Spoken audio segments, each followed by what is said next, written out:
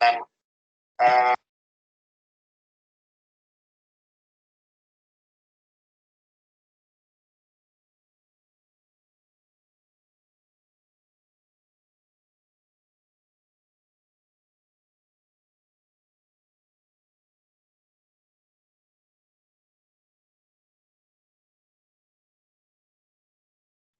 assalamualaikum warahmatullahi wabarakatuh dan selamat pagi semua. Selamat pagi, dokter. Itu tadi Selamat tuh pagi, apa? dokter.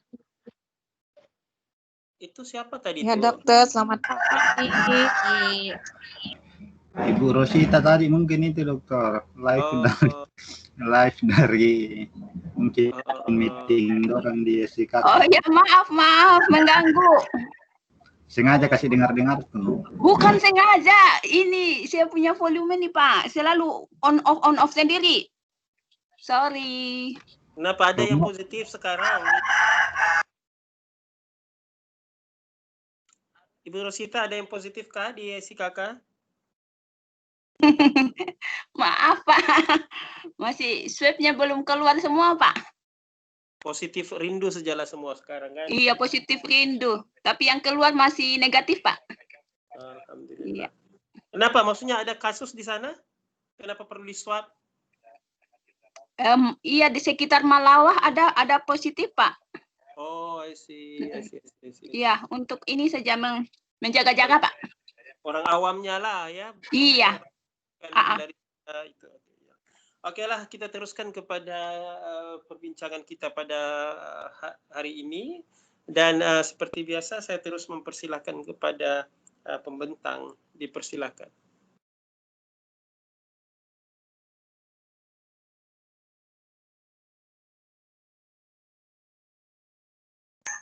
Halo, assalamualaikum dan selamat pagi.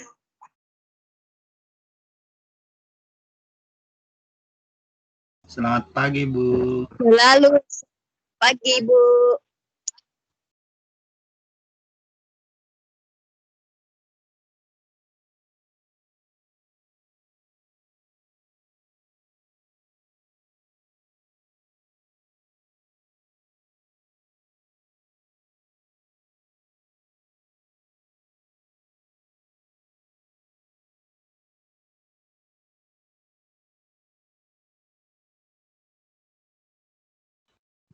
Kenapa enggak dengar ya?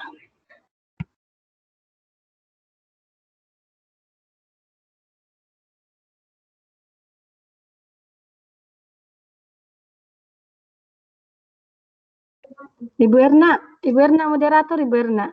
Pak Anto, tolong ya Pak Anto ditampilkan yang PPT kami.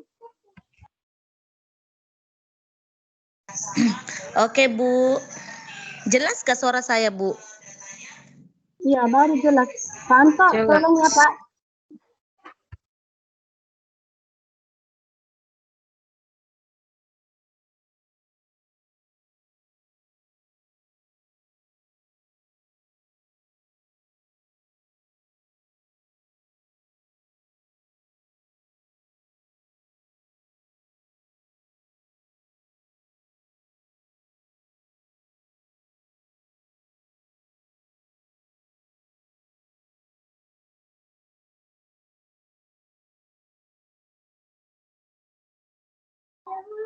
Sudah ditampilkan kan, Bu? Ibu Erna? Sudah Ibu Halisa belum muncul kah? Iya, sudah ada. Belum Pak. muncul. Sudah ada. Belum muncul, Pak. Ya, belum ada tuh, Bu.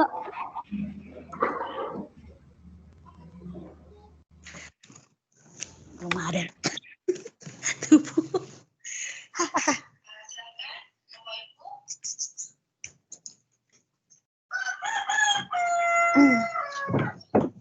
Aduh, kursi siapa ini?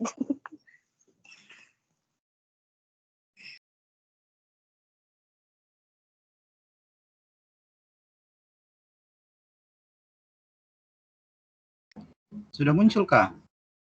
Iya. Sudah Pak, muncul sudah.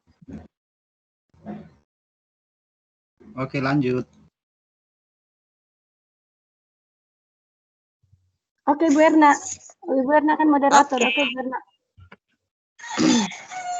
Oke, Assalamualaikum dan selamat pagi. Kami dari kumpulan 4 akan membentangkan modul 4 yang bertajuk Penduduk, Sumber Daya Alam dan Kerusakan Lingkungan. Oke, saya Herna dan Bu Halisa. Oke, saya persilakan teman saya Bu Halisa membentangkan KB1. Dipersilakan, Bu. Baik, Bu. Assalamualaikum warahmatullahi wabarakatuh dan selamat pagi. Baiklah, saya akan membentangkan modul 4 kegiatan belajar 1, yaitu kependudukan dan lingkungan hidup. Next, Pak Anto. Kependudukan dan lingkungan hidup terbagi atas dinamika penduduk, interaktif penduduk dan lingkungan, kemudian kuantitas dan kualitas penduduk, kemudian pola hidup penduduk dan kebutuhan sumber daya alam. Next, Pak. Next, Pak Anto. Oke, dinamika penduduk itu terjadinya dinamika penduduk pada suatu daerah biasanya dipengaruhi oleh satu kelahiran. Faktor kelahiran dilihat dari besarnya angka kelahiran kasar atau crowd birth rates atau CBR, yaitu bilangan yang menunjukkan jumlah kelahiran hidup dari tiap 1.000 penduduk dalam 1 tahun. Angka kelahiran juga dapat dilihat dari jumlah kelahiran hidup dari 1.000 wanita usia tertentu, age specific fertility rate atau ESFR dalam 1 tahun. Next.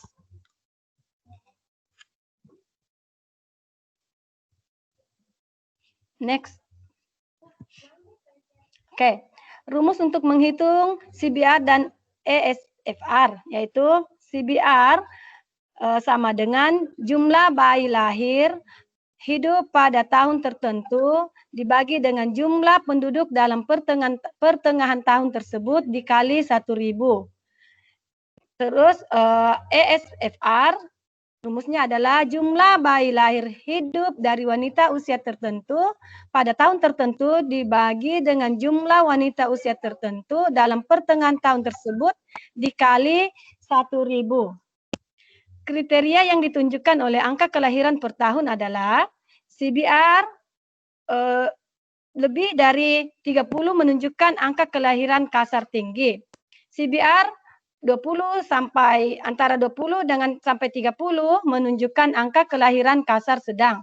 Sedangkan CBR yang kurang daripada 20, maksudnya usia 20 menunjukkan angka kelahiran kasar rendah. Next. Next. 2 yaitu kematian atau mortalitas.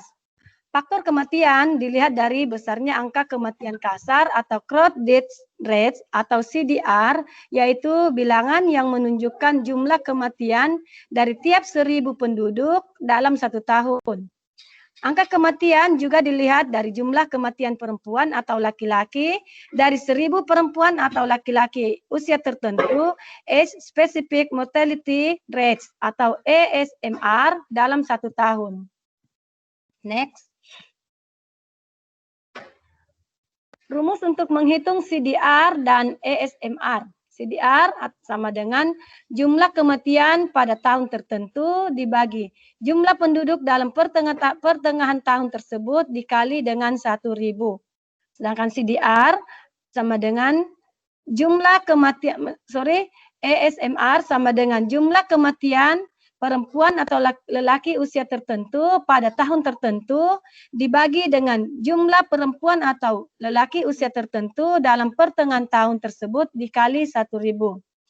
Kriteria yang ditunjukkan oleh angka kematian per tahun adalah CDR lebih dari usia 18 tahun menunjukkan angka kematian kasar tinggi. CDR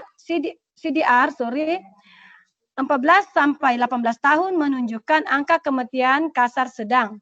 Sedangkan CDR yang kurang dari 14 tahun menunjukkan angka kematian kasar rendah. Next. Ada timer. Kemudian ketiga adalah perpindahan atau migrasi. Migrasi adalah perpindahan penduduk dari suatu tempat ke tempat lain, baik antara daerah maupun antar negara. Nilai pertumbuhan penduduk dapat dihitung dengan P sama dengan L dikurang M tambah I dikurang I. Keterangan yaitu P sama dengan pertumbuhan penduduk, L yaitu total kelahiran, M total kematian, I imigrasi, dan I emigrasi. Next.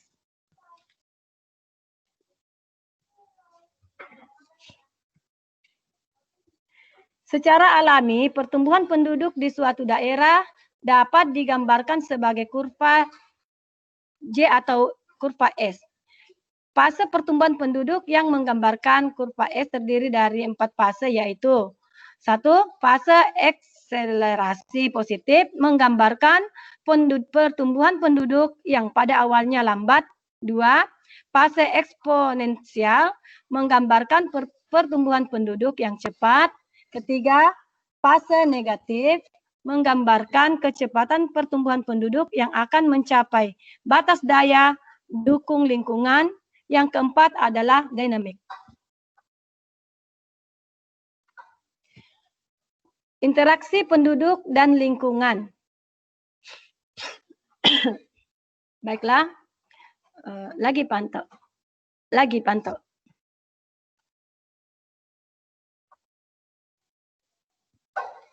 Ditunjukkan bahwa lagi pantau. Bahwa aduh, kenapa enggak jelas ya? Pantau tadi, yang tadi pantau.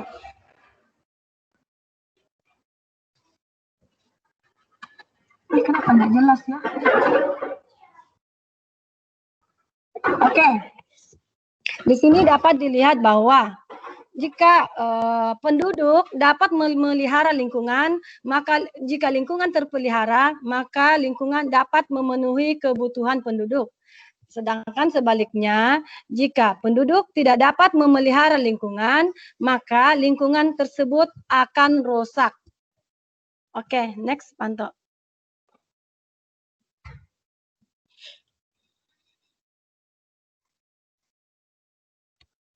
Kuantitas dan kualitas penduduk. 1. Kuantitas penduduk. Di negara maju terdapat peningkatan pertumbuhan penduduk sekitar 0,8% setiap tahun. Sedangkan di negara berkembang, rata-rata pertumbuhan penduduk mencapai 2-3% per tahun. Sedangkan secara umum, rata-rata pertumbuhan penduduk dunia mencapai 1,8% per tahun. 2. Kualitas penduduk. Ditinjau dari beberapa faktor yang menunjang kesejahteraan kehidupan meliputi kebutuhan pangan, sandang, papan, dan kesehatan serta identitas tingkat pendidikan, kebutuhan demokrasi, dan rasa aman. Next.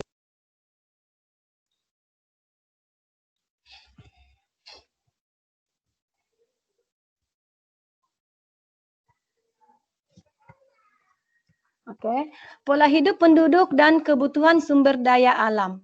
Masyarakat dikelompokkan menjadi beberapa tipe, yaitu 1. Masyarakat pemburu atau pengumpul awal berdasarkan pada 3 pola, yaitu penggunaan benda-benda di sekitar untuk berburu, misal batu, kayu, dan sebagainya. B. Belajar hidup dalam lingkungan atau alam liar dengan organisasi sosial. C. Menggunakan bahasa sebagai alat bekerja sama.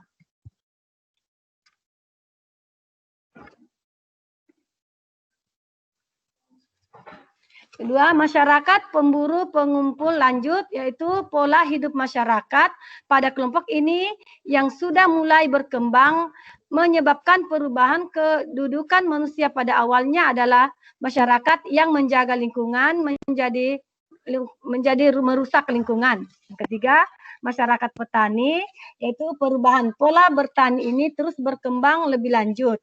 Masyarakat petani telah menggunakan energi dalam jumlah besar sehingga merubah lingkungan, mulai timbul masalah-masalah ekologis. Next. Keempat yaitu masyarakat industri. Secara tidak langsung, masyarakat industri menambah berbagai masalah ekologi, pencemaran udara, tanah, air, dan habisnya lahan hijau semakin cepat.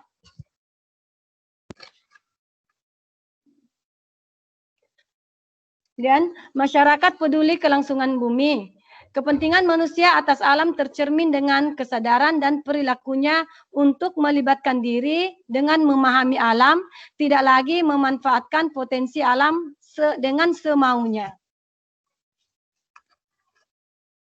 Oke, kegiatan belajar 2 akan dipresentasikan oleh Ibu Herna. Saya persilakan kepada Ibu Herna. Oke, terima kasih Bu Alisa. Oke. Dalam kegiatan belajar 2 akan dibahas tentang kependudukan dan lingkungan hidup.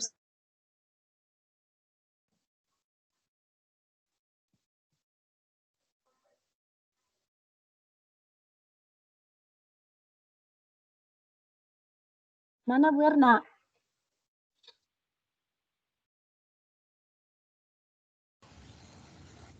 Macam terkeluar dia.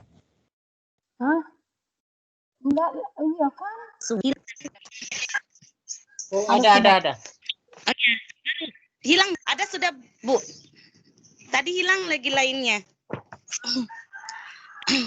Yaitu kependudukan dan lingkungan hidup sumber daya alam dan kerusakan lingkungan. Oke. Ada beberapa yaitu A. Sumber daya alam, B. Sumber pangan, malnutrisi dan kemiskinan, C. Kerusakan lingkungan, D. Upaya pengendalian kerusakan lingkungan berdasarkan kependudukan. Oke, selanjutnya kita pergi ke A, yaitu sumber daya alam. Sumber daya alam adalah semua benda yang terdapat di alam, yakni berupa kekayaan alam yang dapat dimanfaatkan oleh manusia untuk mencukupi segala kebutuhan hidupnya. Sumber daya alam ada 2, yaitu sumber daya alam yang dapat diperbaharui dan sumber daya alam yang tidak dapat diperbaharui. Oke, next. B. Sumber pangan, malnutrisi, dan kemiskinan. Kebutuhan pangan yang merupakan kebutuhan paling utama bagi manusia yang harus dipenuhi dibutuhkan secara kuantitatif dan kualitatif. Oke, untuk memenuhi itu semua secara terus-menerus mengakibatkan semakin menipisnya ketersediaan di alam sehingga manusia akan kekurangan gizi dan makanan yang disebut malnutrisi yang mengakibatkan kemiskinan. Next. Terusnya kerusakan lingkungan. Dengan berkembangnya teknologi secara cepat menyebabkan terjadinya peningkatan kegiatan industri dan pembangunan membuat satu peningkatan konsumsi sumber daya alam yang berlebihan. Dan dampak dari semua kegiatan tersebut menjadi 2, yaitu 1, terjadinya kerusakan lingkungan akibat peristiwa alam. Contohnya gempa bumi, letusan gunung api, banjir, badai, dan kemarau panjang. Next, Pak. Oke, dampak dari semua kegiatan tersebut menjadi 2, yaitu 2, terjadinya kerusakan lingkungan akibat aktivitas manusia, yaitu pencemaran lingkungan, degradasi lahan, banjir, dan pengundulan hutan. Next. Dan selanjutnya D, yaitu upaya pengendalian kerusakan lingkungan berdasarkan kependudukan. Upaya untuk menanggulangi, memperbaiki, dan melestarikan lingkungan sumber daya alam adalah A. Sektor udara, B. Tanah dan lahan, C. Hutan, dan D. Laut dan pantai. Itu adalah contoh-contohnya untuk menanggulangi hutan. Oke? Thank you. Sampai di sini saja. Oke, kami buka pertanyaan. Mana tahu Bu Kristina? Saya Bu, bisa Bu Bertin. Oke, Bu, bisa. Sekejap ya, Bu. Lari-lari saya ini, Bu. Saya, Cari lain. Ya, Ya bisa, Bu, bisa. apa-apa. Ya, Ibu Damani. Bu Irma. Irma. Banyak peminat Bu Erna. Ya, Bu. Ya, Bu Bertin. Apa pertanyaannya, Bu? Oke, baiklah. Terima kasih dengan kesempatan yang telah diberikan kepada saya. Oke, pertanyaan saya di sini itu tentang pertumbuhan penduduk. Jadi, mengapa pertumbuhan penduduk di negara berkembang relatif tinggi, sedangkan di negara maju relatif rendah? Oke, mengapa pertumbuhan hidup? Pertumbuhan penduduk. Oh, Pertumbuhan penduduk. Iya, pertumbuhan penduduk di negara berkembang relatif tinggi, sedangkan di negara maju relatif rendah. Itu saja dari saya, Bu Erna. Terima kasih. Oke, sama-sama. Tinggi dan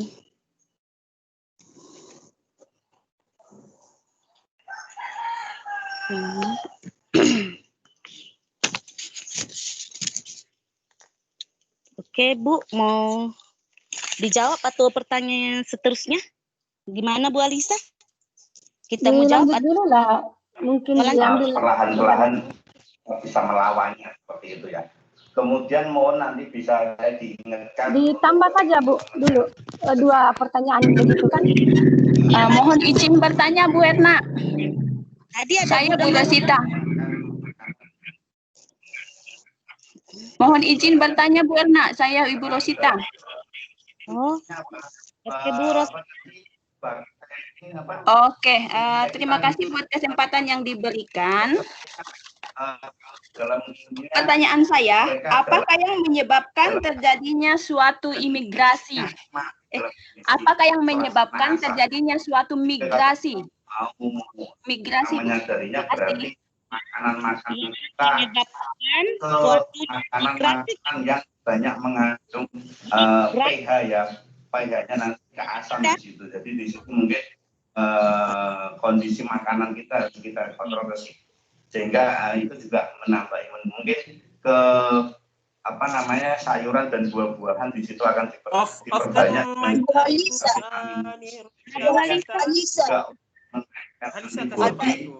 Mungkin makanannya nanti apa Bukan saya Pak, ada bising, saya juga dengar bising Pak. yang banyak mengandung asam, wajar yang mungkin mudah dapatkan dikotakin apa bukan apa namanya Nur Kholim untuk konsumsi setiap hari sehingga apa namanya imun kita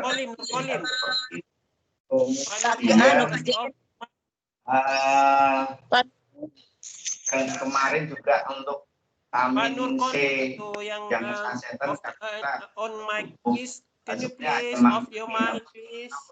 Iya Pak Kholim. Kita ini kan atas 500 mg, nah itu juga bisa apa namanya konsumsi untuk menambah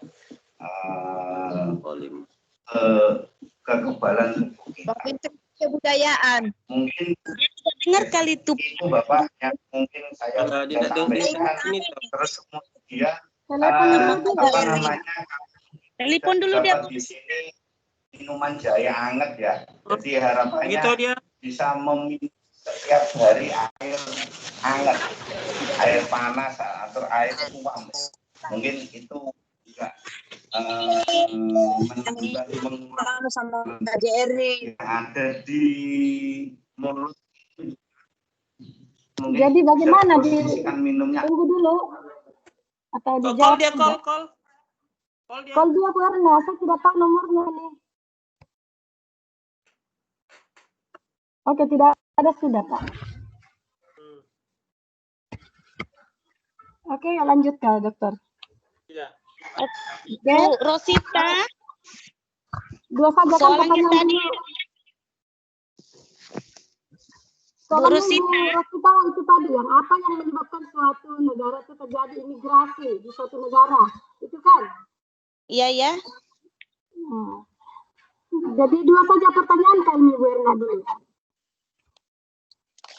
Iya Bu, dua sih dulu kita jawab. Oke, baiklah, itu pertanyaan pertama dari Bu Bertin, saya coba menjawab dulu ya dari Bu Bertin. Pertanyaannya tadi tuh, mengapakah pertumbuhan penduduk di negara berkembang relatif tinggi, sedangkan di negara maju itu relatif rendah?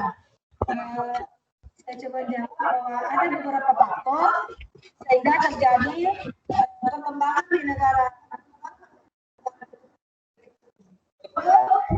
Pertama di negara penduduknya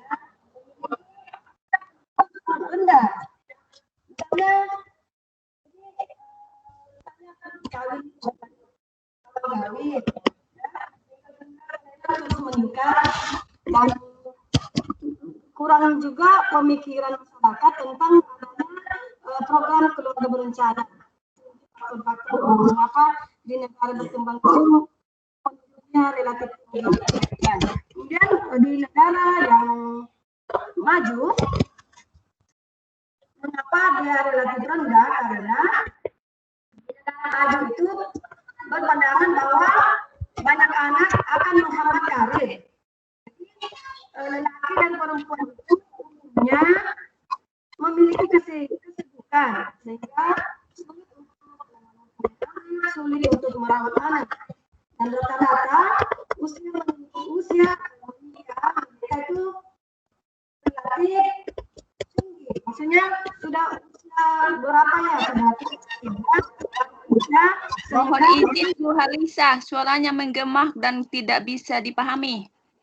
Oh sorry Bu. Oke Kak Bu sudah. Ya. Oke Bu sudah. Ya Pak, iya Bu, Ibu. Ya oke, silakan Bu. Makasih. Oke Bu sudah, tapi bisa Kak diulang sekali lagi. Saya ulang lagi Bu ya.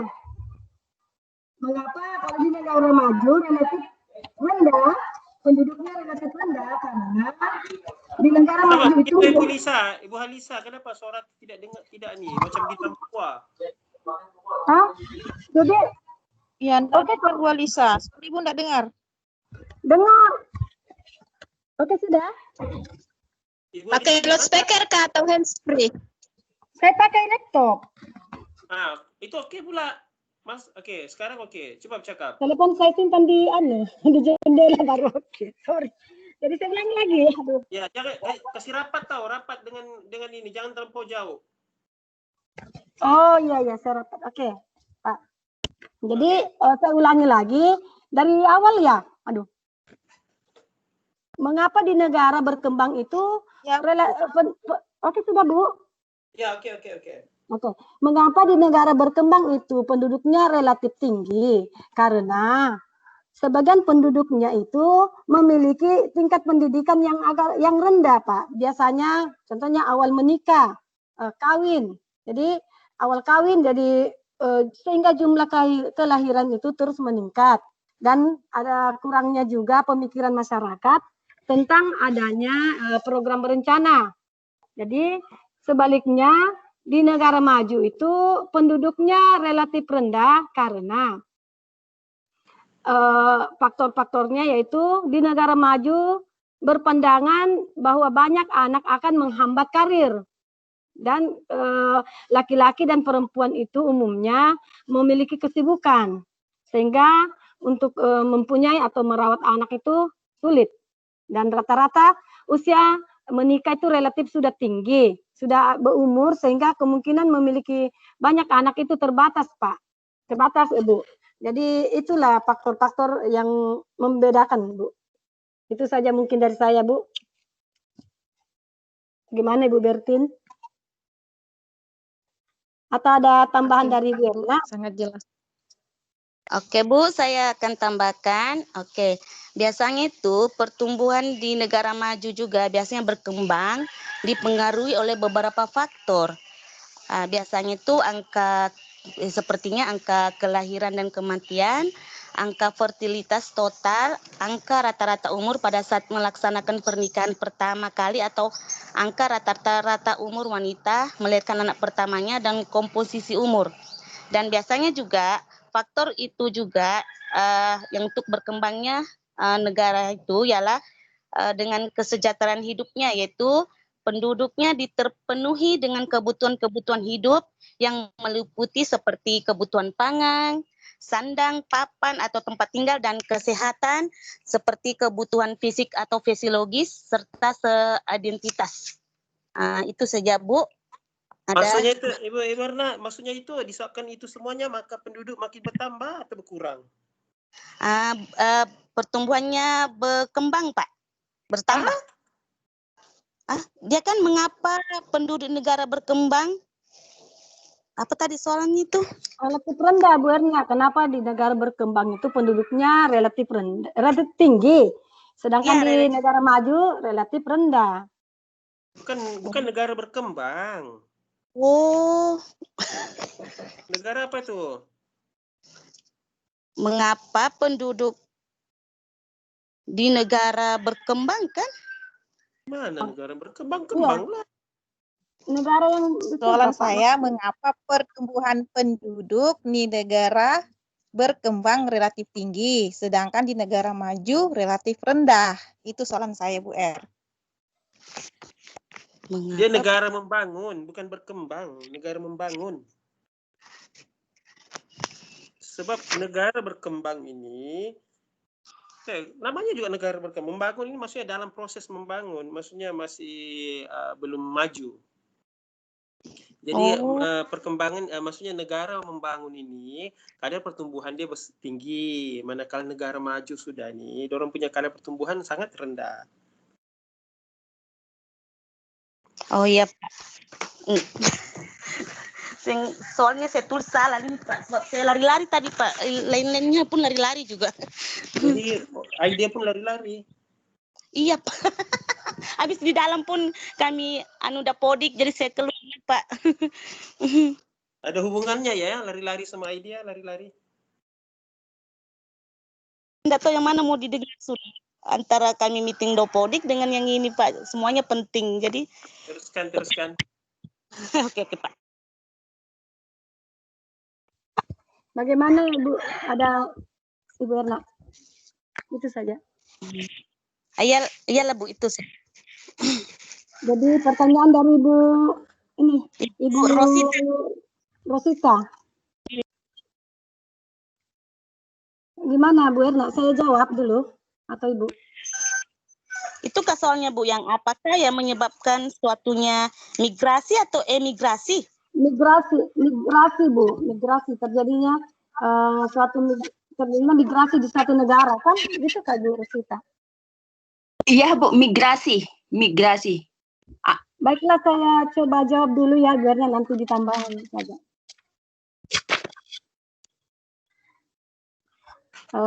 Menurut saya Bu, kenapa terjadi imigrasi di suatu negara itu karena mungkin faktor utama yaitu kurangnya lapangan pekerjaan.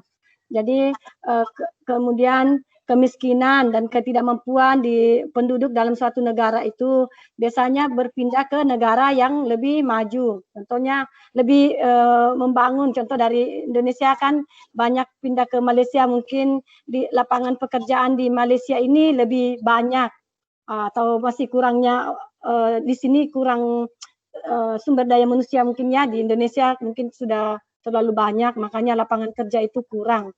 Jadi itulah penyebab-penyebab terjadinya ini Bu, terjadinya imigrasi. Migrasi Bu, migrasi. Iya, migrasi Bu, perpindahan pendudukan dari negara miskin ke negara kaya kan?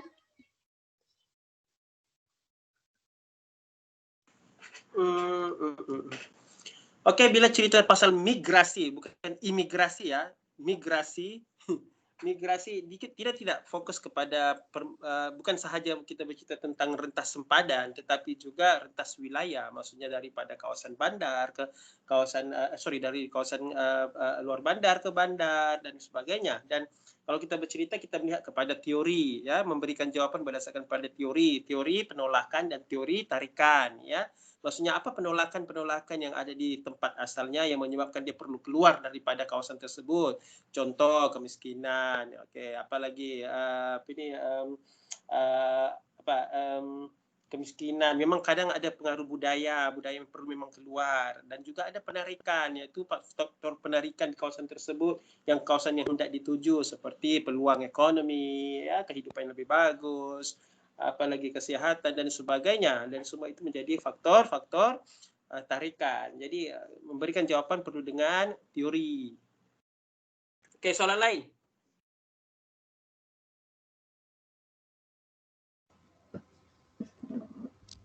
Saya Ibu Herna.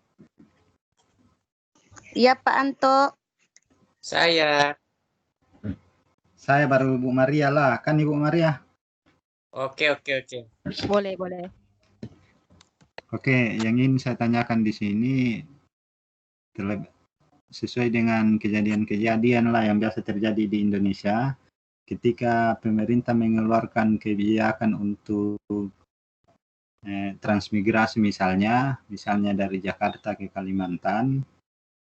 Nah, di sana biasanya terjadi benturan kepentingan, maksudnya penduduk asli Kalimantan misalnya tidak menerima penduduk yang didatangkan dari Jakarta.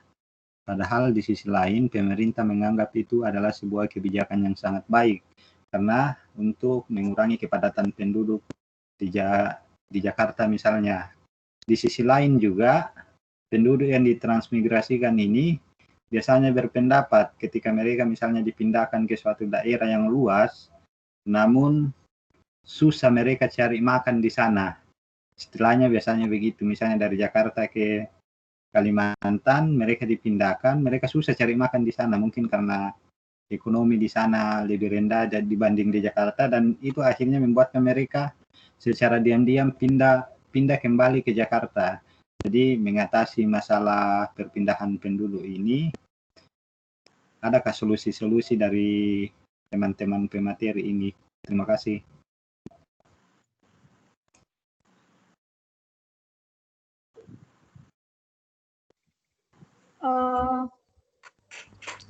Baiklah, saya coba menjawab pertanyaan dari Pak Anto mengenai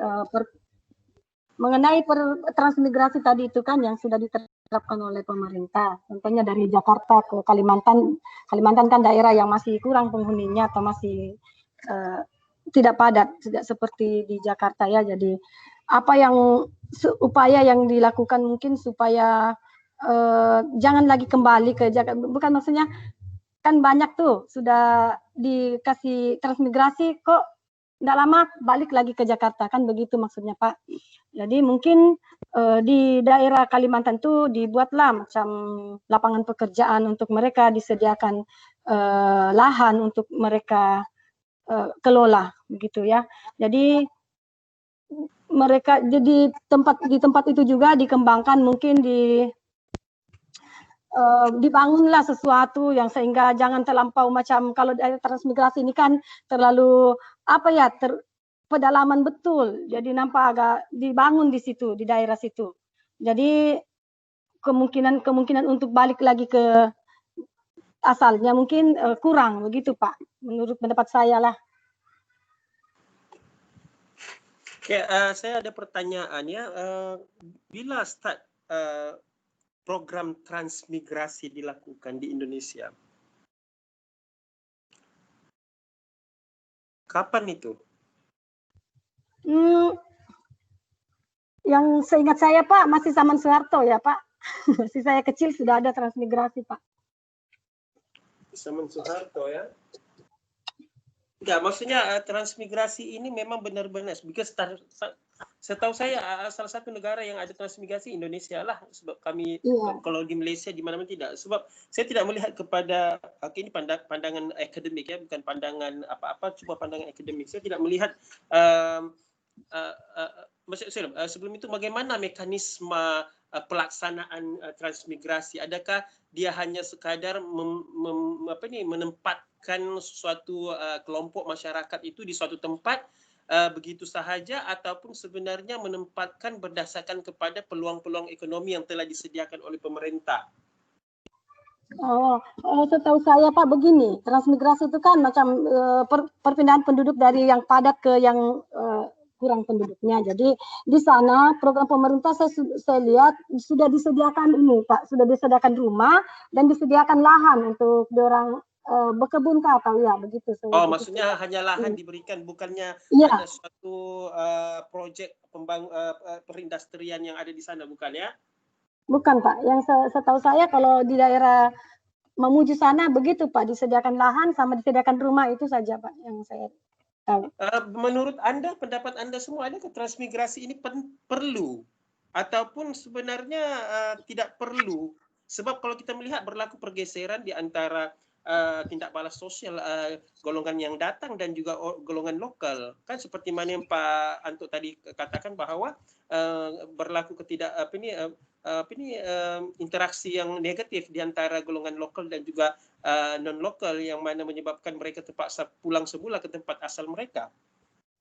Jadi mau dilihat maksudnya adakah dia ini penting ataupun bagaimana? Bagi saya penting Pak, karena kalau di suatu daerah terlalu padat nanti susah Pak, maksudnya penghidupan. Oke, betul. Tapi maksudnya bukankah itu semuanya adalah berlaku secara semula jadi? Macam saya tidak bercerita. Macam orang Bugis, dia mempunyai suatu budaya yang mana istilah sompe, maksudnya kamu perlu keluar daripada kampung bila berumur begini gini, kau kena keluar juga bagaimanapun untuk membina hidupmu. Bukankah itu berlaku secara semula jadi dan tidak perlukan dan tidak memerlukan suatu perancangan? Dan juga saya melihat adakah transmigrasi itu sekarang program itu masih berlaku sampai sekarang?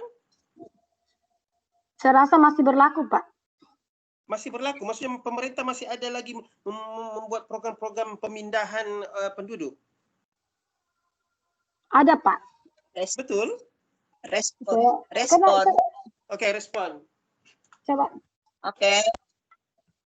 Respon dari saya mengenai perpindahan penduduk. Waktu saya masih SD, ya, masih SD memang ada, dan SMP pun ada. Seperti yang dikatakan Ibu Halisa tadi, disediakan lahan, tapi itu rumah saya kurang pastilah. Yang dia ada di Kabupaten Luwu, artinya di Palopo Utara, dulu ada disediakan lahan, tapi bukan yang di bandar, maksudnya dekat gunung. Jadi siapa yang mengelola itu menjadi miliknya. Mereka yang tinggalkan itu tidak jadi miliknya.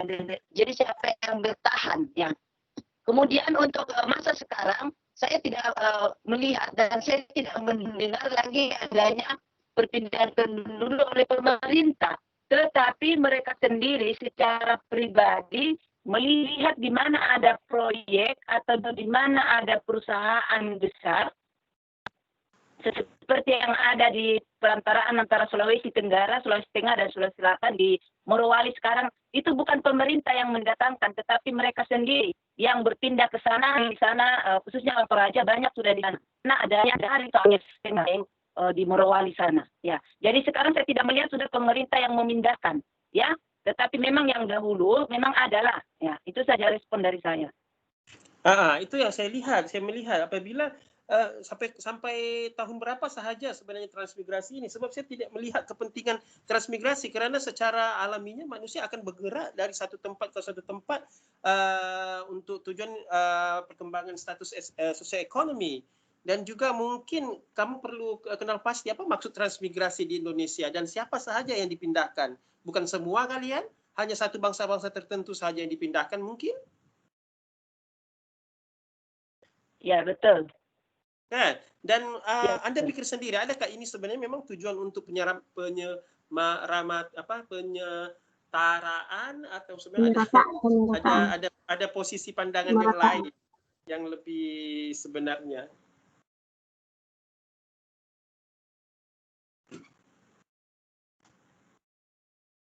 itu untuk ekonomi juga seperti di Mangkutanah. Ya, di Sukamaju, Mangkutanah ke sana itu dari Jawa itu didatangkan sehingga banyak orang Jawa di Palopo Utara. Itu yang saya lihat waktu saya masih SD dan SMP. Yang tahun 90-an saya kurang pasti sudah.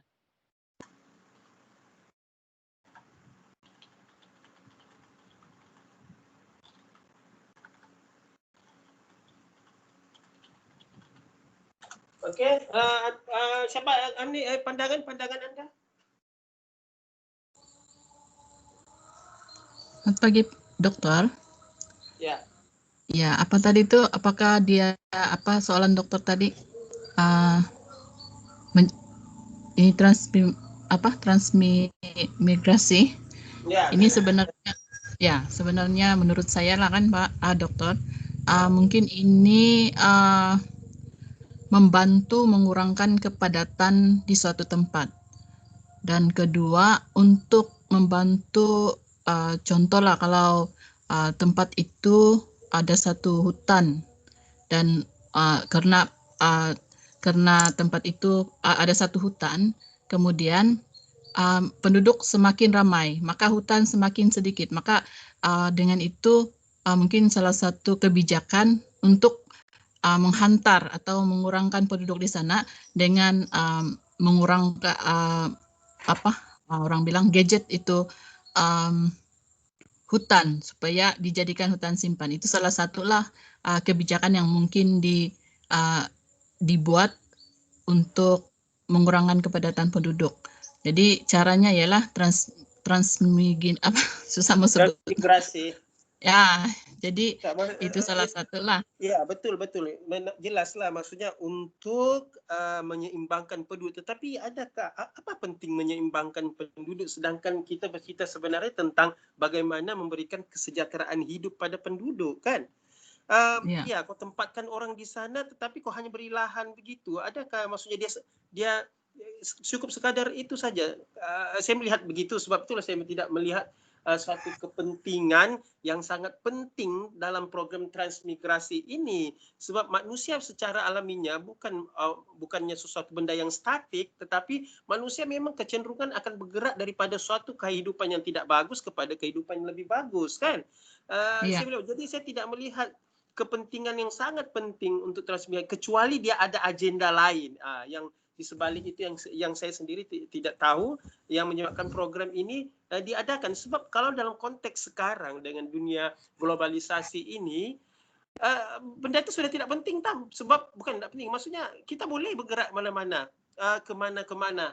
Maksudnya menurut di mana ada peluang-peluang ekonomi yang kita boleh pergi kan. Tidak perlu ini dan itu pandangan saya lah, dan juga saya melihat sebagai contoh mungkin kita melihat dalam konteks Malaysia. Malaysia tidak ada transmigrasi tetapi kita ada program dasar ekonomi baru ya, yang mana lahan yang kosong sebagai contoh ya, hutan-hutan yang tebal itu dibuka ladang-ladang sawit yang dipelopori oleh Felda ya. Felda yang mana Felda itu nanti akan memberikan lahan-lahan kepada penduduk-penduduk dan dipindahkan ke kawasan tersebut dan memberikan pulangan ekonomi yang memang jelas kan. Maksudnya penduduk memang mau sebab dia Felda and then ada kelapa sawit kau dibagi dan ada pulangan ekonomi yang bagus. Berbanding kau hanya diberikan tanah dan kau usahakan, berarti itu hanya perkara yang seolah-olah sara diri dan sebagainya. Jadi saya tidak melihat suatu kepentingan yang saya secara luarannya, tetapi mungkin kamu tahu ada kepentingan yang lebih penting selain daripada menyeimbangkan populasi penduduk di Indonesia. Respon dokter. Oke, mantap. Oke, terima kasih. Menurut saya agak sedikit berbeda. Jadi sekarang itu di Indonesia masih ada yang namanya bidang transmigrasi karena memang sampai sekarang atau programnya memang masih berjalan. Kalau kita buka-buka di berita detik news yang ada di Indonesia itu, baru-baru ini pengiriman transmigrasi sebanyak 15 keluarga dibatalkan karena adanya virus corona. Hal ini berarti program transmigrasi ini masih berjalan. Oke, yang kedua adalah mengenai transmigrasi itu sendiri. sebenarnya dari pemerintah sudah sangat bagus programnya, karena dari beberapa program fasilitas yang disediakan itu dapat berupa rumah hunian. Kemudian ada tanah yang dibagi sama seperti yang kawan-kawan sudah jelaskan, dan ada sarana pasca panen, artinya setelah mereka panen maka ada penadanya. Mereka akan disediakan pembeli atau ada memang perusahaan yang disediakan. Cuman dalam pelaksanaannya program ini sebenarnya kendalanya adalah belum tersosialisasikan dengan bagus. Kemudian yang kedua, pemerintah untuk mengatasi hal-hal yang sering adanya, misalnya konflik sosial yang terjadi di dalam masyarakat di wilayah transmigrasi tersebut, pemerintah membarengi dengan pembangunan ekonomi juga di masyarakat setempat. Jadi ketika penduduk yang datang maju ekonominya, kemudian penduduk setempat juga maju penduduknya, nah, kemungkinan adanya konflik sosial bisa diperkecil. Jadi menurut saya transmigrasi masih berjalan, kemudian program-program pemerintah yang sudah diprogramkan memang sudah sangat bagus, cuman memang pelaksanaannya, sosialisasinya, kemudian pendidikan transmigrasi itu sendiri masih harus terus diproses. Seperti itu, Dokter. Oh, oke. Oke.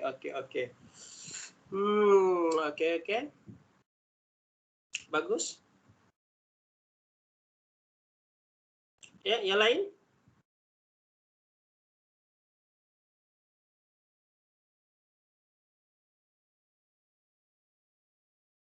Yang lain? Ya, sedikit masukan lagi, Dokter, lupa tadi. Oke, kalau seumpama untuk mengatasi misalnya penduduk yang padat di suatu tempat, kan biasanya ini wilayah untuk pembuatan pemukiman itu semakin meluas. Jadi itu memperkecil misalnya lahan-lahan kosong. Jadi untuk mengatasi itu, saya pernah mendengar pemerintah memprogramkan pembuatan rumah susun. Nah, rumah susun ini belajar dari negara-negara yang ada di luar, negara-negara tetangga yang daerahnya sempit, jadi supaya tidak banyak lahan yang dijadikan untuk jadi pemukiman. Nah, dibuatlah rumah susun. Jadi lahan-lahan yang lain itu boleh digunakan sebagai sarana untuk perekonomian, misalnya pembuatan kebun-kebun pertanian misalnya atau apalah. Jadi dengan begitu pemukiman penduduk ada, kemudian untuk dari segi pencaharian penduduk tidak dikurangi juga karena masih disediakan lahan-lahan untuk yang luas untuk berkebun. Jadi salah satu program yang dibarengi itu adalah pembuatan rumah susun lah dari pemerintah. Dan ini saya pernah baca di Jakarta sudah mulai dibuat rumah susun. Jadi tidak lagi bertampiaran itu pemukiman. Flat kan? Iya, Dokter. Oke, terus? Soalan? Ya, oke, soalan tutup. Maria mau bertanya. Oke, Bu Maria. Ya, saya tertarik dengan tadi upaya pengendalian kerusakan lingkungan berdasarkan kependudukan, dan sebab yang saya tertarik itu adalah upaya untuk pengendalian udara punya. Sebab kan kalau kita lihat, kita memang sangat membuat pencemaran udara dengan menggunakan peti ais, ekon, pengering rambut, dan berbagai lagi yang mempunyai gas monoksida, karbon monoksida lah. Jadi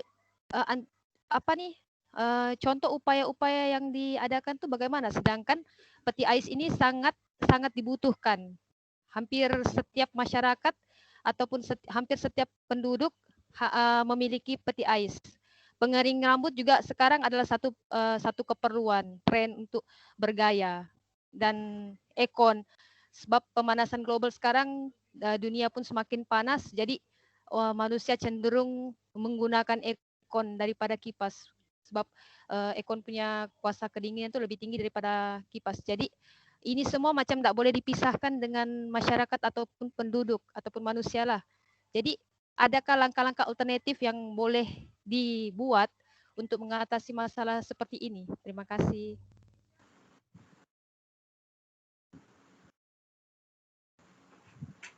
Oke, jawaban.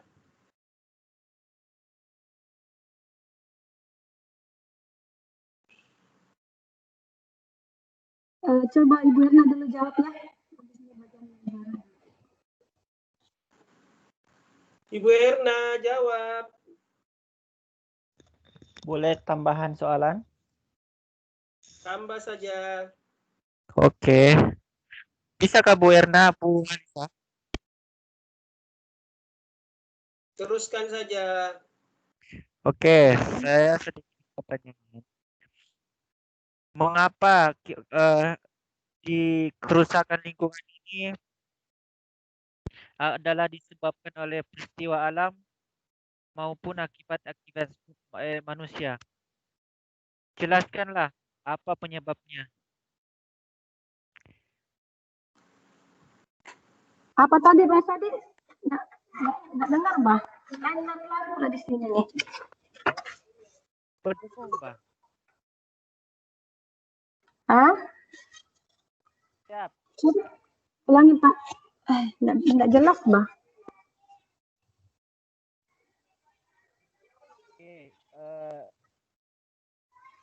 jelaskan mengapa banjir. Jelaskan apa? Menjelaskan. Langkah Apa Pak? Langkah-langkah yang untuk mengurangi pemanasan global, begitukah, Bu Maria? Pak Swadi itu. Pak Swadi, Bang. Ya Pak Swadi, tadi yang Bu Maria belum di... Belum banyak. Nanti dijawab tuh, dikumpul dulu soalan. Oh, apalah soal...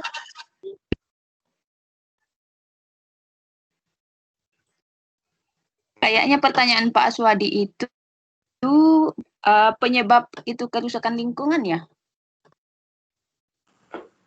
Iya. Oh, penyebab kerusakan. Mengenai banjir. Mengenai banjir Pak. Saya jawab dulu lah Pak Swadi kan. Mengenai banjir itu terjadinya banjir karena kadang penebangan hutan Pak, begitu. Penebangan hutan secara liar, jadi penanggulangannya itu menanami hutan kembali. Macam hutan yang sudah gundul itu ditanami kembali. Karena kalau tidak akan terjadi banjir. Itu Pak. Apa hubungannya hutan dengan banjir? Macam mana itu? Macam mana boleh prosesnya sampai hutan disalahkan itu? Bukan, kan katanya mengapa terjadi banjir, bagaimana menanggulangi supaya tidak terjadinya banjir, Pak. Oke. Mengapa terjadi banjir dulu? Oke. Karena hutan ditebang begitu, Pak. Jadi tidak ada lagi yang menahan air hujan itu. Jadi tanah yang menahan. Ya, karena hutan sudah gundul, gitu Pak. Oke. Dan saya tambahkan Bu, itu membuang sampah sembarangan. Oke, buang sampah sembarang, jadi? Iya, bisa menyebabkan banjir juga Pak. Karena kalau sampai dibuang di sembarangan, kadang-kadang tuh kan tersumbat atau tertutup Pak. Jadi itu bisa juga menyebabkan salah satu terjadinya banjir. Apa yang tersumbat? Apa yang tertutup sampai banjir? Longkang, paret,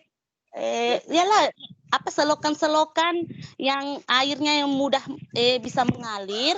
Tetapi kalau ada sampahnya di dalam bertumpuk ataupun kita membuang sampah di tempat situ, bukan di tempat. Jadi itu juga Pak bisa menyebabkan banjir. Banjir? Iya, banjir. Banjir biasa begitu, banjir yang dilihat itu? Biasanya Pak, banjir besar pun begitu terjadi kalau kita sering membuang sampah di sembarangan tempat, Pak. Iya kah? Iya, sebab Oh, selokan oke. tertumbak. Banjir, selalunya banjir bukan disebabkan terlampau banyak hujan kah? Iya, sebenarnya dari hujan. Banyak hujan, Bu Erna. Tidak ada yang menahan sudah. Saya coba memberikan ide-ide kepada Ibu Erna biar dia berpikir supaya dia, apa yang dia cakap itu sebenarnya berdasarkan kepada ada fakta dia, ada benda yang mau dijelaskan. Ibu Erna, oke, yang Ibu Erna cerita itu banjir apa? Yang ada sampah-sampah itu semuanya. So, kalau daripada cerita Ibu Erna ini, itu banjir bukan di secara umum itu. Hanya di kawasan-kawasan tertentu. Betul. Sampai ada parit-parit, salokan-salokan. Kalau di kampung di atas sumbat parit bukan juga banjir. Kalau dia tinggal di bukit. Kan? Betul. Kenapa dia su? Hello? Kan? Kalau perumahan di bukit. Kalau buang sampah di parit, sumbat-sumbat, banjir kan? Tidak kan? Sebab dia di bukit juga. Betul. Betul. Jadi yang sebenarnya Ibu Erna ceritakan itu adalah banjir. Banjir apa? Banjir yang di selokan-selokan. Banjir bandar, di bandar mungkin banjir. Kilat. Banjir kilat ya.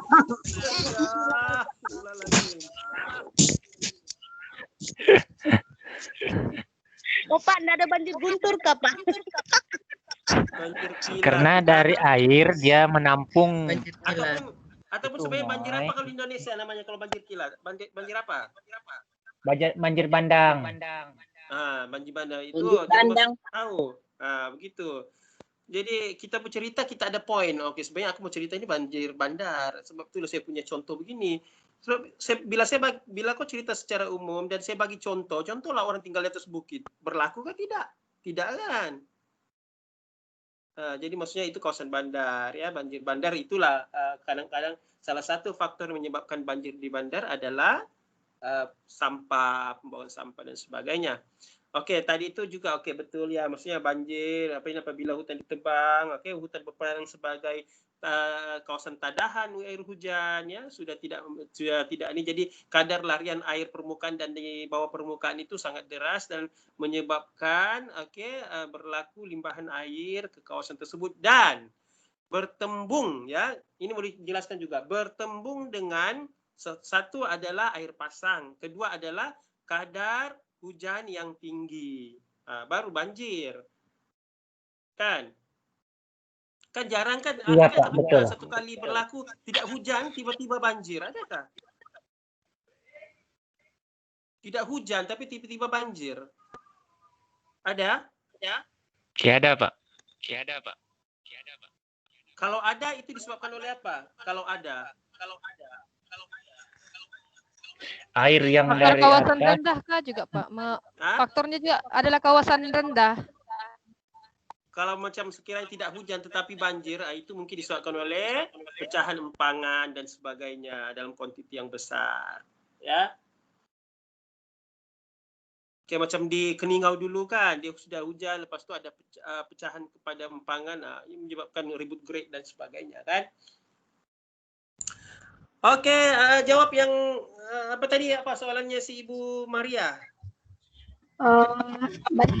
Menjawab dari Ibu Maria juga itu yang mengatasi masalah pencemaran udara ya Bu ya? Ya. Maksudnya elektronik sekarang bagaimana yang menyumbang kepada pemanasan global, jadi bagaimana cara mengatasinya, itu kayak maksudnya? Iya Pak, sebabkan penggunaan barangan elektrik itu kan memang semacam satu kewajiban sudah bagaimana kepada manusia dan tidak boleh dipisahkan lagi. Jadi ada cara alternatif untuk mengatasi. Oke, baiklah Bu. Mungkin secara umumnya ya saya jelaskan, saya jawabnya begini Bu. Mungkin kita mengadakan penghijauan. Contohnya menanam pokok-pokok di kawasan taman gitu kan. Jadi supaya oksigen, proses oksigen lebih baik, begitu kan. Jadi kemudian macam program kita semula itu Bu, bedakan. Jadi tidak banyak pembakaran terbuka. Kalau macam yang asap-asap pabrik begitu kan. Ibu Alisa, terus kepada contohnya yang barang elektronik. Jadi yang diberikan tadi contoh dari Ibu Maria yang mana apa langkah-langkah yang perlu? Oh, mungkin kalau macam di rumah tuh memasang serumbung asap tuh, memasang alat penapis asap itu Pak, gitu. Di setiap rumah. Macam asap kan itu kan pencemaran udara juga. Gitu. Tapis asap, Iyalah, itu saja. Campaign juga kesadaran masing-masing lah kan Pak, gitu. Ibu Maria, itukah Ibu Maria mau kan? Maksud saya begini Pak, maksud saya begini, sebab kan di dalam sini ada upaya-upaya untuk mengatasi masalah pencemaran udara. Seperti yang kita tahu, masalah pencemaran udara yang biasa kita nampak ini adalah pembakaran sampah ataupun asap-asap dari kilang-kilang besar. Tetapi secara kita tidak sadar, dalam rumah kita sendiri pun menggunakan peralatan yang cenderung kepada pencemaran udara seperti peti ais, aircon, macam pengering rambut ataupun bahan elektronik yang mengeluarkan gas karbon monoksida. Jadi maksud yang kita pun semua ketahui bahwa penggunaan peti ais inilah adalah satu kewajiban bagi semua penduduk. Maksud saya, adakah cara alternatif? Kalau dulu-dulu kan orang zaman kampung-kampung, orang cara mengawet ikan tuh kan dengan menjemur, dengan apa? Zaman sekarang kan orang tidak mau buat begitu lagi, Bah. Orang tidak mau salai, orang. Maksud saya kan mungkin kalau dulu ada gas CFC, klorofluorokarbon itu kan sudah digantikan kepada ada satu jenis gas yang tidak membuat pencemaran udara, macam begitu. Tetapi adakah macam jalan lain, alternatif lagi selain daripada itu? Begitulah maksud saya, begitu. Lebih kurang gitulah. Kalau macam mungkin gasnya dimodified ke penggunaan bahan kimianya mungkin dimanipulasi atau macam mana kah, adakah sumber-sumber yang menyatakan untuk mengatasi masalah sebegini, alternatifnya begini? Masukkan Ibu Halisa. Ibu Halisa bolehkah? Pak. Ya. Masuklah Pak. Oke, jadi saya mau lihat ini dari konsep berbeda sebenarnya.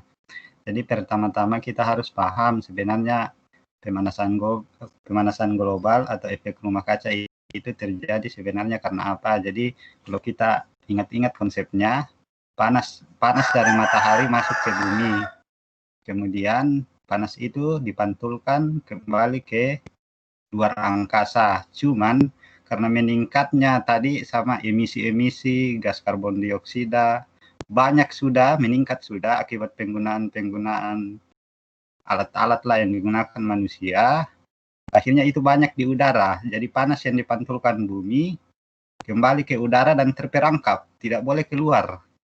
Jadi akhirnya panas yang seharusnya dikembalikan bumi sebagian ke luar angkasa itu terperangkap di bumi dan akhirnya terjadilah pemanasan. Jadi sudah sangat tepat sebenarnya jawaban yang diberikan Ibu Halisa. Memang kebutuhan kita pakai sesuai keperluan. Oke, panas dibuang, kemudian gas-gas yang lain dibuang. Tetapi ketika kita mengimbanginya dengan menanam pohon hijau penghasil oksigen, kan pohon ini menyerap gas-gas yang misalnya karbon dioksida, mengubahnya menjadi oksigen. Nah, ketika itu terjadi, maka yakin saja pemanasan global akan dapat dikurangi. Jadi kita pakai sesuai keperluan. Bukan berarti tidak kita pakai, tapi diimbangi dengan langkah-langkah pencegahan. Misalnya tanaman hijau. Kalau di Indonesia, di jalan raya itu, di pertengahan jalan itu pasti selalu ada semacam taman. Kemudian ditanamlah pohon-pohon di situ dengan tujuan supaya pohon-pohon ini dapat mengurangi emisi yang dihasilkan oleh kendaraan. Jadi emisi dibuang oleh kendaraan, diambil oleh daun, diubah menjadi oksigen. Jadi menurut saya seperti itu dulu lah. Terima kasih. Oke, Oke, banyak ya strategi, banyak kaedah ya yang digunakan sekarang sebab memandangkan isu pemanasan global ini adalah bersifat global, dan maksudnya kita menyumbang kepada penghasilan gas-gas rumah hijau ini dan akan menyebabkan bukan saja di ruang atmosfera kita tetapi juga di ruang atmosfera dunia ini. Dan usaha-usaha dari segi teknikal juga telah dijalankan selain daripada usaha berbentuk sosial ya, yang mana seperti contoh kita sudah terkenal pasti bahawa dalam penghasilan barang-barang elektrik dan elektronik yang menggunakan yang membebaskan gas klorofluorkarbon seperti peti sejuk, apalagi pembahawa dingin dan sebagainya. Dan yang secara saintifiknya banyak kajian yang telah dilakukan untuk menggantikan penggunaan gas klorofluorkarbon ini ya. Sebagai contoh yang terbaru dapatan menunjukkan bahawa terdapat satu produk ya, produk aircon dan juga peti sejuk yang menukarkan CFC itu kepada gas helium, tetapi dia masih sangat sedikit dan masih dalam proses kajian yang lebih terperinci. Tetapi produk tersebut sudah dilancarkan untuk menggantikan, dan juga kita lihat program yang dijalankan di Singapura baru-baru ini yang mana dia telah mengharamkan semuanya barang-barang elektrik dan elektronik yang mengeluarkan gas CFC dengan memberikan alternatif yang lain kepada penduduk untuk menggantikan alat tersebut ya. Apabila semua sudah dapatan itu sudah terlaksana, kemudian baru kita masuk kepada pendidikan, bagaimana kita campaign, kita mendidik, educate kita punya masyarakat untuk menggunakan bahan-bahan yang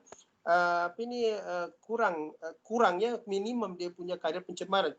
Sebab kenapa pencemaran tetap berlaku, tetapi kita mengurangkan ya dalam usaha secara total itu, maka kita perlu mengurangkan secara peringkat individu dan juga kelompok masyarakat melalui pendidikan ya, dan juga banyak menggunakan bahan-bahan yang tanpa gas pencemar ya, yang boleh kita gunakan ya. Sebagai contoh tadi kan, mengurangkan penggunaan plastik dan sebagainya. Itu semuanya adalah usaha-usaha yang berbentuk bukan teknikal tetapi berbentuk sosial yang boleh dijalankan. Dan juga dalam konteks undang-undang penguasaan akta, kalau di Malaysia ini akta kualiti alam sekeliling 1974 ya.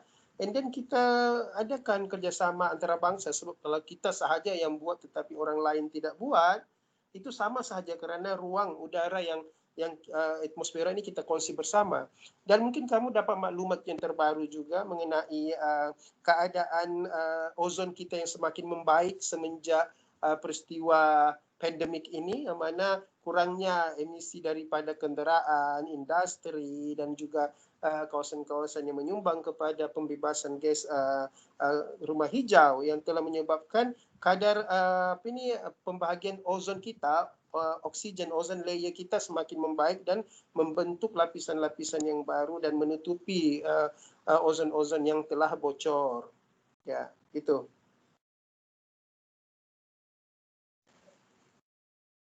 Dengar? Aku bercakap sendiri nih. Baik Pak, terima kasih. Terima kasih juga masukannya Pak Anto. Iya Bu, menyimak Pak Dokter cuma Terima kasih. menarik kan, makanya diam. Kita Terima kasih juga Bu Halisa sudah menjawab juga sedikit pertanyaan saya. Ada lagi persoalan?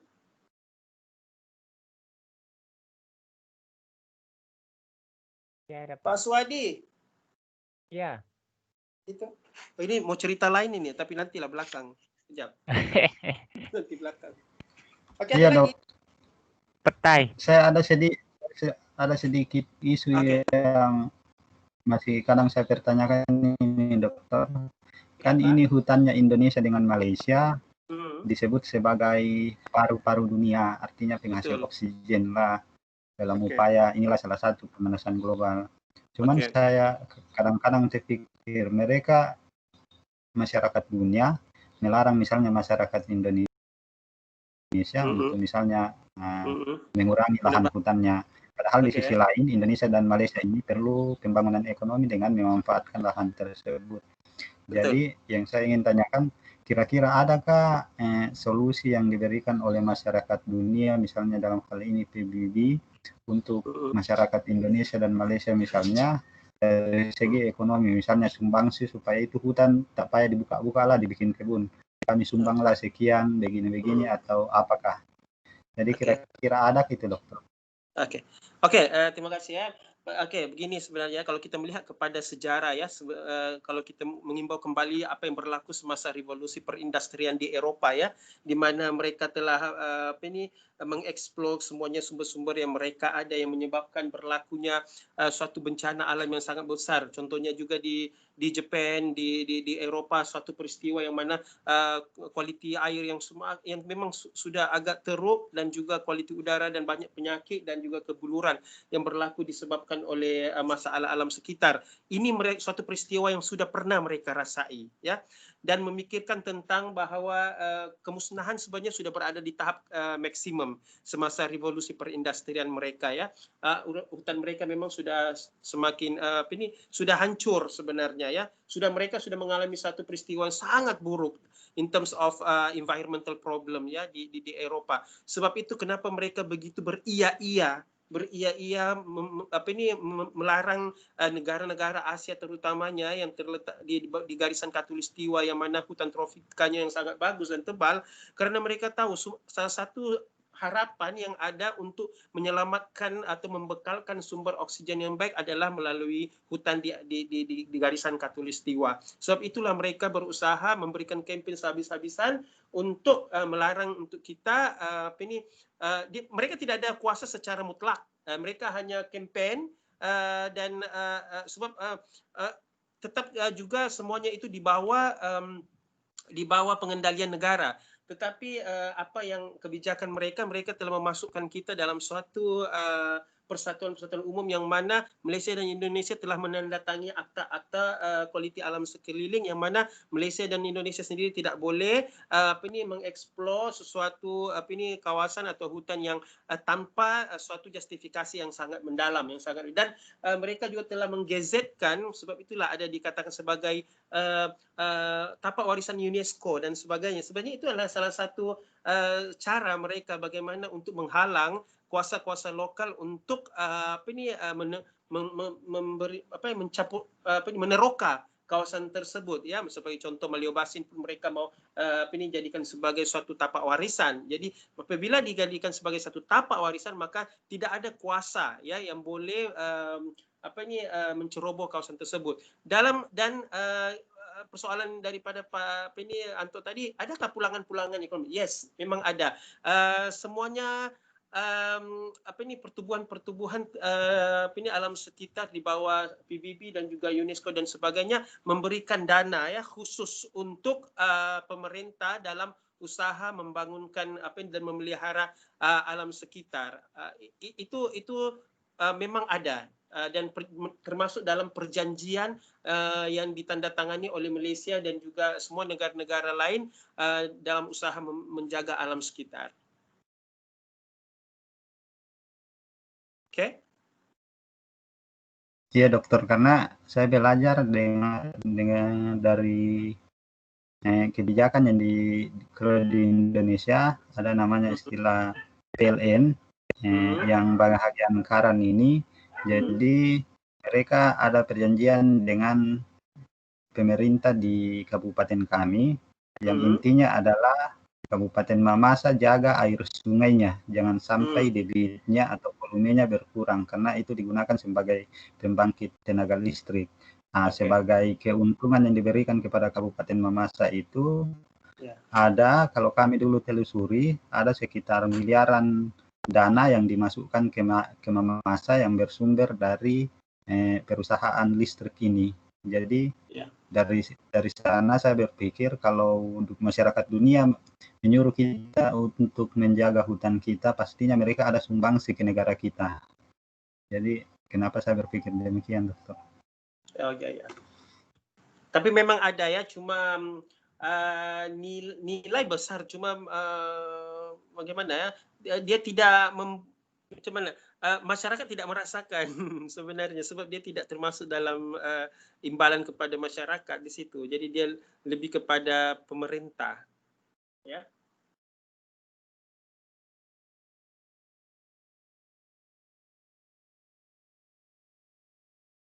Oke, ada lagi? Dokter, Ya. saya sedikit berpendapat. Ada satu juga dokumen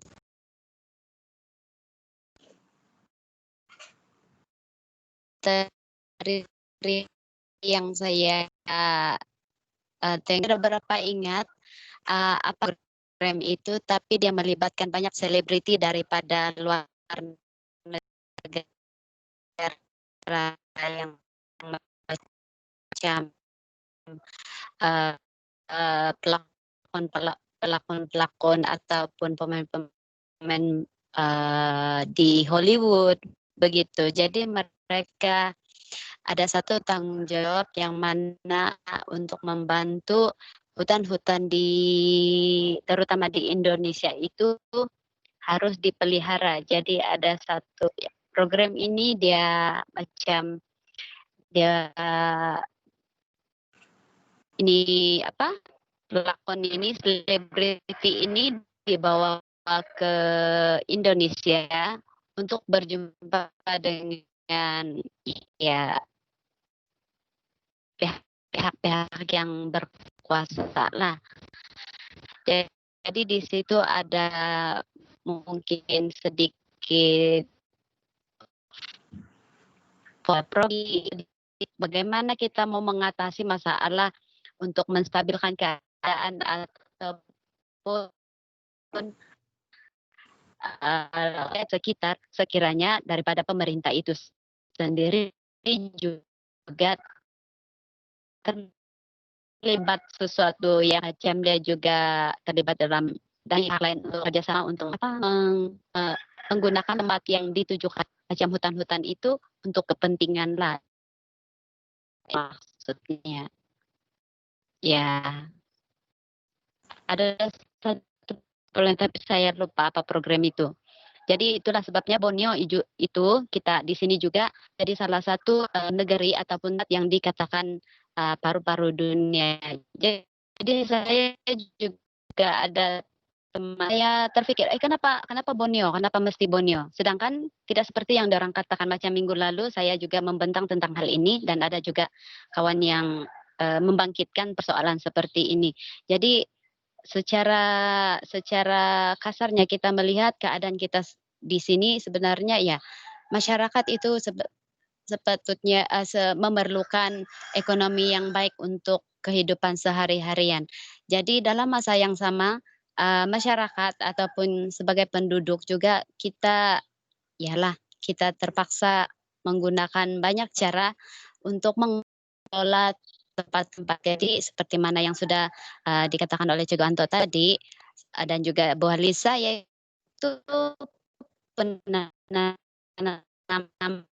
mensuruhkan kepada masyarakat yang lokal yang ada di sinilah, baik itu di Malaysia ataupun di Indonesia. Jadi penerapan untuk kepentingan lingkungan itu perlu ditekankan lebih lah, bukan saja di sekolah-sekolah tapi mesti terus menyeluruh kepada masyarakat begitu. Ya itu pendapat saya lah, Dokter. Terima kasih. Sebenarnya bukan saja di Borneo ya, ini juga Brazil. So dia Brazil dengan kita itu sama, iklim sama, semuanya sama. Kita bersama di garisan yang sama.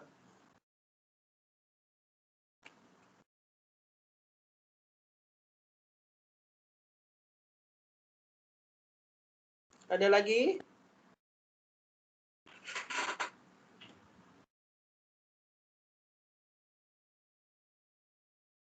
Ada lagi? Kalau tiada, kita berakhir di sini. Ya. Saya ada lagi dokter daripada habis saja. Ya. Ya ini untuk kalau masih menyimaklah Ibu Herna dengan Ibu Halisa mengenai kepadatan penduduk di Indonesia, kan dulu ada yang namanya program berencana, keluarga berencana 2 anak cukup. Tapi saya lihat program ini sudah mulai memudar. Kalau di jalanan ke kampung kami sebelum masuk itu dulu di sana ada patung tangan yang mengangkat 2 jari, yang artinya 2 anak cukup saja. Tapi dulu saya lihat patung itu tiada sudah jarinya. Jadi kemudian kan sebagian di masyarakat kita ada istilah banyak anak, banyak rezeki. Jadi kalau melihat hal ini, dan sampai sekarang masih banyak keluarga yang kalau boleh sebelah sana ya sebelah sana lah, biar jadi kesebelasan. Jadi bagaimana Ibu Halisa melihat hal ini? Dari segi mananya, Pak? Dari segi yang tidak ini lagi memudarnya apa namanya ini? Memudarnya program pemerintah yaitu keluarga berencana. Oh, kalau Kemudian bagi saya di sisi lain kan dia berbenturan dengan budaya sebagian suku yang mengatakan banyak anak ini banyak berkat. Ya kan kita juga harus sesuaikan dengan keadaan sekarang, Pak. Contoh sekarang kan sudah ramai penduduk. Jadi program pemerintah saya rasa itu ada baiknya juga, Pak, bagi saya lah. Karena makin banyaknya penduduk, maka lahan makin berkurang gitu, Pak. Pekerjaan juga makin berkurang. Jadi program pemerintah itu baik sih kalau menurut saya, Pak. 2 anak cukup. Ibu Elisa sendiri berapa anak? Saya 2 lah, Pak. Kan ikut program KB kan, Pak. Ibu Erna? Ya, Pak. Tidur. Berapa anak? Mendengar nih Pak, berdiri cari lain. Nah, kalau saya Pak, baru 2 Pak. Baru 2, oke berarti. Tapi mau tambah lagi lah Pak. Insya Allah. Menurut Anda semua sebenarnya program itu masih berjalan ataupun sudah tidak berjalan lagi? Kalau bagi saya Pak, berjalan mungkin karena walaupun tidak ini lagi oleh pemerintah, tapi kesadaran sendiri. Berjalan Pak, kesadaran sendiri mungkin Pak. Melihat zaman mana itu? Zaman Soeharto ya? Zaman Soeharto memang digalakkan Pak, tapi saya melihat sekarang ini ya jarang juga orang yang banyak anaknya sudah menyadari sendiri. Saya pun 2 saja. Kalau Pak Anto, mau tambah lagi lah. Pak Anto. Ya. Saya belum ada Pak, tapi kami bersaudara 2. Oh, oke. Jangan kasih lama Pak Anto. Cari ikan dia dokter. Ya, jangan kasih lama Pak Anto ya. Cari ikan dokter. Ya dokter. Tapi memang saya lihat program ini di Indonesia tidak lagi macam dulunya, lain dengan negara apa itu Pak? Negara Cina yang tidak boleh tidak boleh 2 anaknya. Singapura sebenarnya. Korea, Singapura, China. Ya, Singapura saya cerita. Singapura dulu menetapkan bahawa anak tidak boleh melebihi daripada 2 disebabkan oleh ruangan. Tetapi sekarang program Singapura terbalik. Anak yang ketiga itu akan dibiayai oleh pemerintah sebenarnya. Berarti Singapura menggalakkan ada anak yang banyak. Sebab mereka mahu keperluan buruh itu semuanya adanya daripada rakyat mereka sendiri. Dan mungkin Indonesia juga satu hari nanti begitu. Sebab Indonesia sudah mulai membuka lahan-lahan untuk perusahaan dan akan memerlukan banyak tenaga kerja. Kan? Dan sekarang juga di Sulawesi itu, yang di Marowal itu. Masa orang Cina yang antar pekerja di sana, sedangkan orang Indonesia itu banyak. Sebenarnya dokter, Indonesia kelebihan penduduk sebenarnya sampai sekarang, cuman mungkin karena kualitas pendidikan sampai kenapa kemudian orang Cina karena mereka yang dianggap berkompeten untuk bekerja di sana. Itulah sebenarnya ya, sumber manusianya Indonesia sangat banyak. Maksudnya sekarang dengan pembukaan ladang-ladang sawit di Kalimantan itu semuanya satu laluan yang mana suatu hari nanti ya apabila perusahaan-perusahaan sudah berkembang maka tenaga kerja memang akan diperlukan sepenuhnya, dan kemungkinan besar juga sudah tidak ada lagi orang Indonesia yang datang ke Malaysia untuk bekerja di ladang sawit. Kemungkinan. Wah, bahaya nih Bu Erna.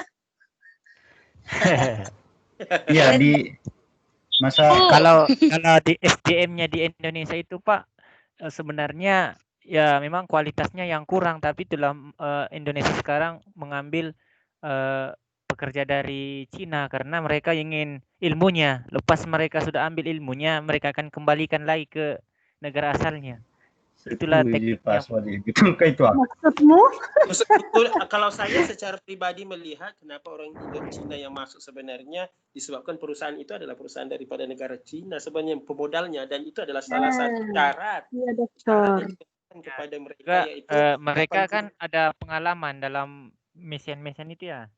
Kalau kan sekarang mereka juga Memang Morowali memang dari negara Cina, Morowali. maksud saya di situ itu adalah perjanjian, dan itu salah satu bentuk ya salah satunya adalah penguasaan perjanjian. bagi negara Cina lah.